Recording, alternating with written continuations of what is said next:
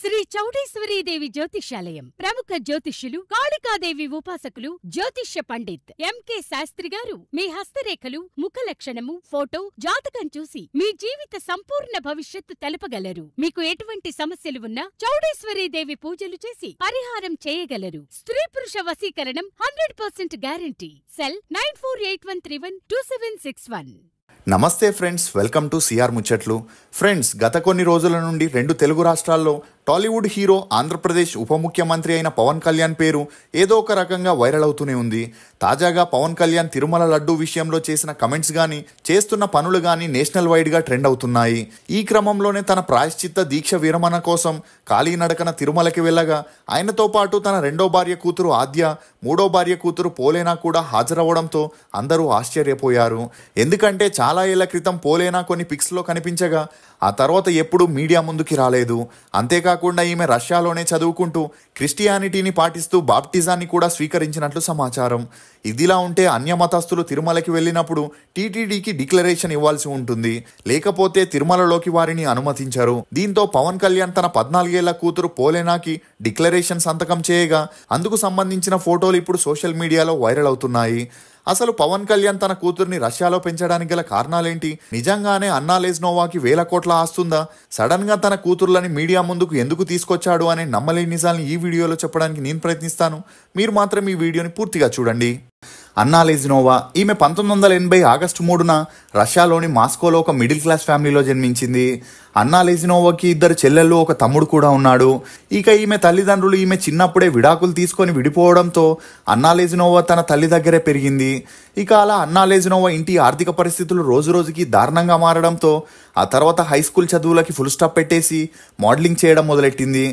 ఇక అలా మోడలింగ్ చేస్తున్న సమయంలో యాక్టింగ్ మీద ఇంట్రెస్ట్ రావడంతో 6 నెలలు యాక్టింగ్ కోర్స్ని కూడా చేసింది. దీంతో మాస్కోలో ఉండే థియేటర్ ప్లేలో చిన్న చిన్న పాత్రల్ని చేసే అవకాశం వచ్చింది. ఇక ఇదిలా ఉంటే ఇక్కడి సినిమా వారు రష్యాకి వెళ్ళి ఉక్రెయిన్, మాస్కో లాంటి ప్లేసుల్లో షూటింగ్ చేసేటప్పుడు సాంగ్స్లో కానీ సీన్స్లో కానీ మోడల్స్, బ్యాక్గ్రౌండ్ ఆర్టిస్టులు కావాలంటే అక్కడ థియేటర్స్లో చేసే ఆర్టిస్టులనే పంపించేవారు. అలా అన్నా లెజ్నోవా కూడా 2000 సంవత్సరం నుండి చాలా వరకు బాలీవుడ్ మూవీస్లో బ్యాక్గ్రౌండ్ ఆర్టిస్ట్గా చేస్తూ వచ్చింది. ఇక అలా రెక్కాడితే గానీ డొక్కాడని పరిస్థితి ఉండడంతో తమ ఇంటి బాధ్యతలన్నీ అన్నా లెజ్నోవా మీదే పడ్డాయి. ఇక అలా మోడలింగ్, స్టేజ్ షోస్లో చిన్న చిన్న పాత్రల్ని చేసిన ఈమెకి అందులో అంతలా గుర్తింపు రాలేదనే చెప్పొచ్చు. ఇక ఇదిలా ఉంటే పవన్ కళ్యాణ్ చేసిన గోకులంలో సీత మూవీ హిట్ అవ్వడంతో తనకి పెళ్లి చేయాలని ఫ్యామిలీ మెంబర్స్ అందరూ డిసైడ్ అయి నందిని అనే ఆమెతో 1997లో పెళ్లి చేశారు. ఇక ఆ పెళ్లి తర్వాత మొదట్లో అన్ని బాగున్నప్పటికీ 1999లో బద్రీ మూవీ షూటింగ్ సమయంలో 18 ఏళ్లున్న రేణు దేశాయ్తో పవన్ కళ్యాణ్కి మంచి పరిచయం పెరిగి ఆ పరిచయం కాస్త నిదానంగా సన్నిహిత్యంగా మారి వీరిద్దరూ లివింగ్ టుగెదర్లో ఉంటూ వచ్చారు. ఇక ఇదిలా ఉంటే రేణు దేశాయ్ ఫ్యామిలీకి ఈమె సినిమాల్లో నటించడం ఇష్టం లేకపోవడంతో రేణు దేశాయ్తో ఉన్న బంధాన్ని వారు తెంచేసుకున్నారు. ఇక అలా బద్రీ మూవీ 2000 సంవత్సరంలో రిలీజ్ అయి హిట్ అయినా కూడా పవన్ కళ్యాణ్కి ఈమె సినిమాల్లో యాక్ట్ చేయడం నచ్చకపోవడంతో రేణు దేశాయ్ పూర్తిగా సినిమాలకి ఫుల్ స్టాప్ పెట్టేసింది.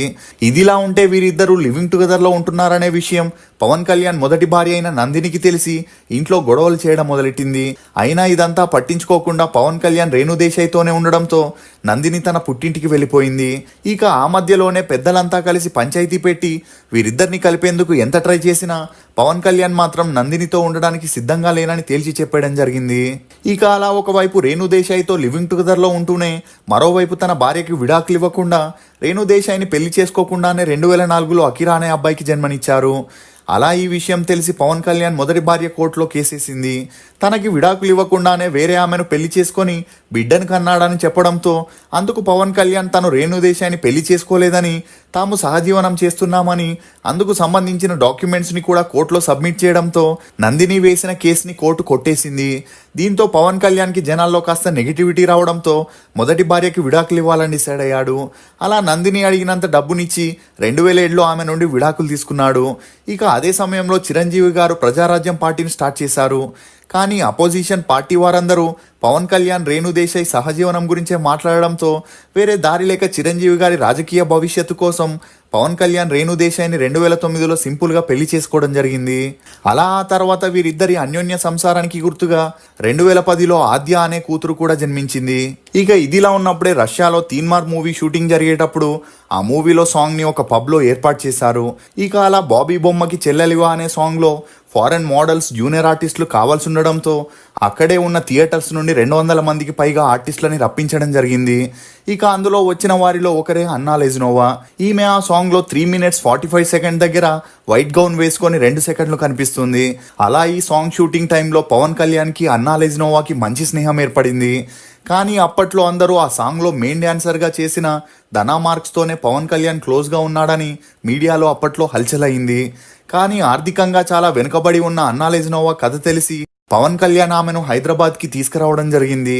ఇక అలా రోజులు గడుస్తున్న కొద్దీ వీరి పరిచయం కాస్త నిదానంగా సన్నిహిత్యంగా మారి ఒకే ఇంట్లో లివింగ్ టుగెదర్లో ఉంటూ వచ్చారు.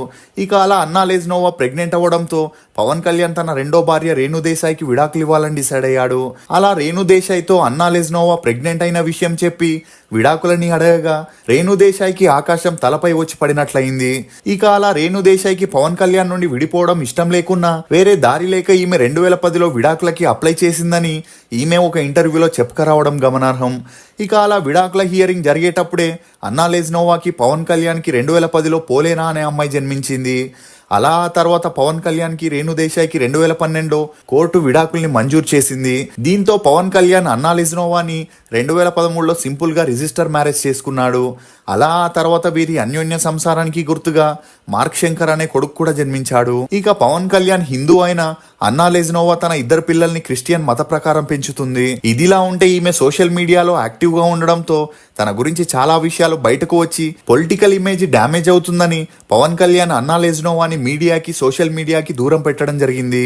అంతేకాకుండా అన్నా లెజ్నోవా తన పిల్లల్ని రష్యాలోనే చదివిపిస్తున్నట్లు తెలుస్తుంది.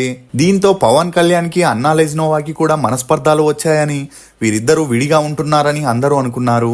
అందుకు తోడు నాగబాబు కొడుకు వరుణ్ తేజ్ ఎంగేజ్మెంట్కి, రామ్ చరణ్ ఉపాసనల కుమార్తె బారసాల ఫంక్షన్కి అన్నా లెజ్నోవా రాకపోవడంతో ఈ వార్తలకి మరింత బలం చేకూరింది. ఇక ఈ వార్తలు అన్ని చోట్ల హల్చల్ అవ్వడంతో పవన్ కళ్యాణ్ తన పొలిటికల్ కెరియర్కి డ్యామేజ్ జరిగే అవకాశం ఉందని అన్నా లెజ్నోవాని ఎన్నికల సందర్భంగా రష్యా నుండి రప్పించి పవన్ కళ్యాణ్ ఆమెతో కలిసి ప్రజల్లోకి రావడంతో ఆ వార్తలకి ఫుల్ స్టాప్ పడ్డాయని చెప్పొచ్చు. ఇక ఇదిలా ఉంటే తిరుమల లడ్డు కల్తీపై సీఎం చంద్రబాబు నాయుడు మీడియా ముందుకు వచ్చి అపోజిషన్ పార్టీపై ఆరోపణలు చేస్తూ సైలెంట్ అయ్యారు. కానీ ఆ తర్వాత పవన్ కళ్యాణ్ ఆగ్రహానికి గురై ఘాటైన విమర్శలు చేయడంతో ఈ న్యూస్ నేషనల్ లెవెల్లో వైరల్ అయింది. దీంతో సుప్రీంకోర్టు తిరుమల లడ్డు విషయంలో ఇన్వాల్వ్ అయి కల్తీపై క్లారిటీ లేకుండా, ఎలాంటి ఎవిడెన్స్ లేకుండా సీఎం ఎలా ప్రకటన చేస్తారంటూ ఆగ్రహాన్ని వ్యక్తం చేసింది. సిట్ విచారణ జరగకుండానే సీఎం ఇలా చెప్తే భక్తుల మనోభావాలు దెబ్బతింటాయంటూ సుప్రీంకోర్టు ఏపీ సీఎంని లెఫ్ట్ అండ్ రైట్ తీసుకోవడంతో ఈ ఇష్యూ అక్కడికే సద్దుమణిగింది. ఇక పవన్ కళ్యాణ్ చేసిన వ్యాఖ్యలపై సోషల్ మీడియాలో ట్రోల్ చేయడంతో ఈ ఇష్యూని డైవర్ట్ చేయడానికే తిరుమలకి తన కూతుర్లని తీసుకొచ్చాడని, తన సొంత లాభాల కోసం పిల్లల్ని వాడుకోవడం దారుణమని నటి పూనం కౌర్ చెప్పడంతో ఇప్పుడు ఈమె వ్యాఖ్యలు సోషల్ మీడియాలో హల్చల్ అవుతున్నాయి. మీరు పూనం కౌర్ వ్యాఖ్యలపై ఏమనుకుంటున్నారో మీ అభిప్రాయాన్ని కమెంట్ సెక్షన్లో తప్పకుండా తెలియజేయండి. మేము చేసిన ఈ వీడియో మీకు నచ్చినట్లయితే ఒక లైక్ ద్వారా మీ సపోర్ట్ని మాకు తెలియజేయండి. ఈ దసరా పండుగని మరింత ఆనందమయంగా మార్చుకోవాలంటే బేబర్ వెబ్సైట్కి వెళ్ళి మీకు నచ్చిన ఫ్లేవర్ని ఆర్డర్ చేసుకోండి. దసరా ఆఫర్ కూడా నడుస్తుంది. For more interesting videos please subscribe to CR ముచ్చట్లు. Thank you.